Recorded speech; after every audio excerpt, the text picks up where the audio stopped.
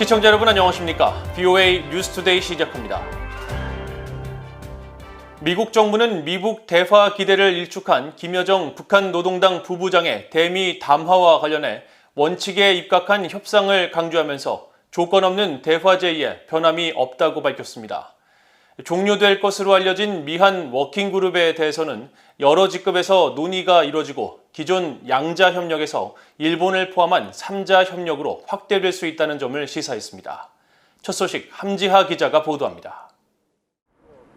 미국 정부의 고위 당국자는 22일 북한의 김여정 노동당 부부장의 대미 담화와 관련해 우리는 북한의 핵 프로그램 도전을 다루기 위해 북한과 원칙에 입각한 협상에 관여할 준비가 돼 있다고 말했습니다. 이 당국자는 또 전제 조건 없이 언제 어디서든 만나자는 제안에도 변함이 없다면서 북한이 우리의 제안에 긍정적으로 반응하길 바란다고 밝혔습니다. 김정은 국무위원장의 여동생인 김여정 노동당 부부장이 미북 대화에 대한 기대를 일축하는 담화를 냈지만 외교에 대한 미국의 관점은 변하지 않았으며 여전히 미북 대화 재개 여부는 북한의 결정에 달려있다는 점을 강조한 겁니다.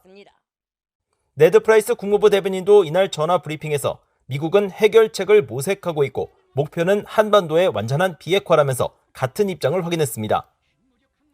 Again, our policy is not aimed at hostility. It's aimed at solutions, and it's ultimately about achieving the complete denuclearization of the Korean Peninsula.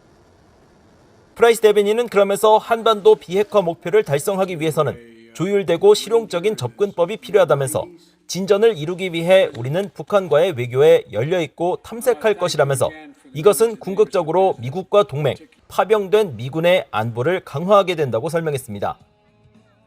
프라이스 대변인은 대북정책 조율협의체인 미한 워킹그룹 종료 검토와 관련해서는 비슷한 형태의 협의가 이어질 것이란 점을 분명히 했습니다.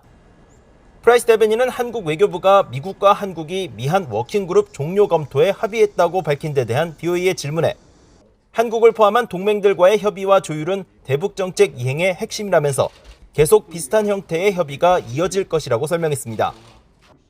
We will continue this engagement. It is most certainly not ending, far from it, and we'll continue it through a variety of diplomatic mechanisms at all levels of our governments. 프라이스 대변인은 이어 한반도의 완전한 비핵화라는 최종 목표를 향하는 노력에서 지속적인 협력 강화 방법을 찾고 있다면서 미한일 3국 협력을 강조했습니다. 프라이스 대변인은 외교적 방식에 어떤 이름을 붙이든 우리는 한국은 물론 일본과 함께 3자적으로 긴밀하고 지속적인 협력에 전념하고 있다고 밝혀 미한 양자 협의가 일본과의 3자 협의로 확대된 형태가 될 수 있다는 점을 시사했습니다. VOA 뉴스 함지하입니다. 대북 제재를 위반하는 제3국의 개인이나 기관에 대한 세컨더리 제재는 북한의 위협에 대처하는 데 매우 강력한 도구라고 미국 재무부 테러리즘 금융범죄 담당 차관 지명자가 밝혔습니다. 브라이언 에디 넬슨 차관 지명자는 미국의 외교 정책에서 제재 수단이 가능한 효과적이고 선별적이 되도록 할 것이라고 강조했습니다. 이조은 기자가 보도합니다.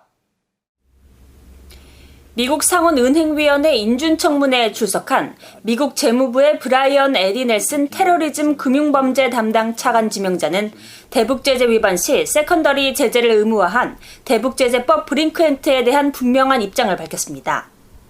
대북제재 대상과 금융거래를 하는 제3국의 개인이나 기관에 대한 제재, 즉 세컨더리 제재는 미국의 대북정책에서 매우 강력한 도구라고 단언했습니다. Secondary sanctions are and can be a really powerful tool that we have at our disposal. So I appreciate. 원비어법으로도 불리는 브링크 액트는 대북 제재를 위반한 제3국의 금융기관 등에 대한 세컨더리 제재를 의무화한 법안으로 지난 2019년 말 제정됐습니다. 재무부 테러리즘 금융범죄 담당 부서는 금융범죄 단속반 등을 이끌며 북한 같은 적국과 대량 살상 무기 확산자, 테러리스트 등의 불법 금융활동과 관련한 재무부의 제재 이행을 돕습니다. So one of the very first things I would want to do is participate in the ongoing sanctions review that is being led by the Treasury Secretary and the Deputy Treasury Secretary to make sure that we are making that tool, that incredibly powerful tool of our foreign policy and national security, as effective and targeted as possible. 청문회에 함께 출석한 엘리자베스 로젠버그 재무부 테러리스트 금융 담당 차관보 지명자는 브링크 액트에 따른 제재 권한 등 북한의 위협에 대처하기 위해 적절한 법적 권한들을 검토할 것이라고 밝혔습니다. 브링크 액트는 비확산 문제 등 북한의 특정 위협들에 대처하는 중요한 법적 조치들을 담고 있다는 것입니다.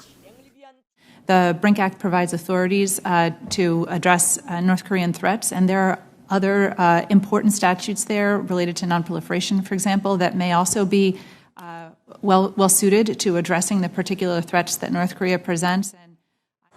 넬슨 테러리즘 금융범죄 담당 차관 지명자는 제재로 인한 부작용과 관련해 강력한 제재가 초래안에 의도하지 않은 결과도 관리하고 완화해야 한다고 강조했습니다.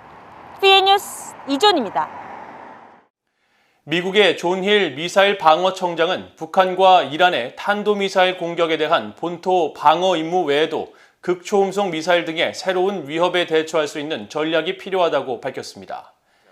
힐 미사일 방어청장은 22일 전략국제문제연구소 CSIS가 개최한 대담에 참석해 미사일 방어청의 임무는 여전히 탄도미사일에 대한 미국 본토 방어에 초점을 맞추고 있지만 보다 진화하는 도전들에 대응해 나갈 수 있어야 한다면서 이같이 밝혔습니다.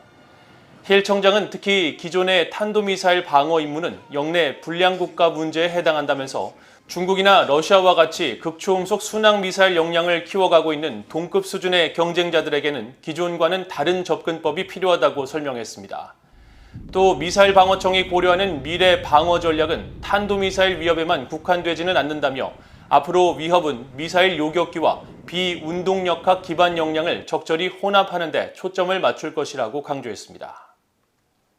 북한의 불안정은 미국과 한국 등 인도태평양 영내 어느 국가에도 이익이 되지 않으며 북한 문제 해결을 위해 외교적 접근법을 우선적으로 고려해야 한다고 한국계 미국 하원 의원이 밝혔습니다.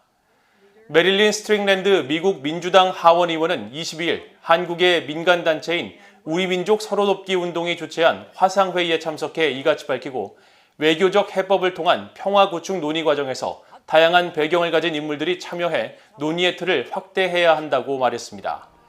또 인권의 중요성을 설명하면서 미국과 한국, 북한의 모든 사람들이 동일한 인권과 시민권을 존중받을 수 있도록 노력해야 한다고 강조했습니다. 이날 화상회의에 함께 참석한 키스 루스 전미 북한위원회 사무총장은 신종 코로나 바이러스에 따른 북한 당국의 국경 봉쇄와 극단적인 격리 조치로 대북 구호단체와 국제기구의 활동이 극도로 제한받고 있다면서 국제사회의 지원 물자 대부분이 북중 국경에 발이 묶여 북한 주민들이 신종 코로나 바이러스가 아닌 기아와 결핵으로 죽어가고 있다고 지적했습니다. 6.25 한국전쟁 당시 가장 치열했던 전투로 꼽히는 장진호 전투에서 미국 해병대원들은 거의 아무것도 먹지 못한 상태에서 중공군의 인해 전술과 영하 40도의 추위에 맞서 싸웠다는 연구 결과가 나왔습니다. 미국 네브라스카 대학 칼 라인하드 교수 연구팀이 미국 전쟁포로 실종자 확인국 DPAA의 지원을 받아 한국전쟁 최대 격전지 중 한 곳인 장진호 전투 미군 참전용사 유해의 장내용물 유전자를 분석한 결과 당시 미군 병사들은 사망 직전 12일 동안 음식물 섭취를 거의 하지 못했으며 들에서 자라는 양지 꽃잎과 줄기, 겨자씨로 분류되는 식품만이 소량 검출됐다고 밝혔다고 네브라스카주 지역 언론인 네브라스카 투데이가 보도했습니다. 이 보도에 따르면 라이나드 교수는 유해에서 추출된 겨자씨의 경우 거의 날것으로 섭취한 것으로 분석돼 병사들이 중공군의 인해 전술로 포위된 상황에서 제대로 음식을 섭취하지 못하고 전투를 벌인 것으로 추정된다고 밝히고 해병대원들은 추위와 배고픔을 겪으면서도 한국을 위해 희생했음을 보여주는 결과라고 말했습니다. 이상으로 VOA 뉴스투데이를 모두 마칩니다. 시청해주신 여러분 고맙습니다.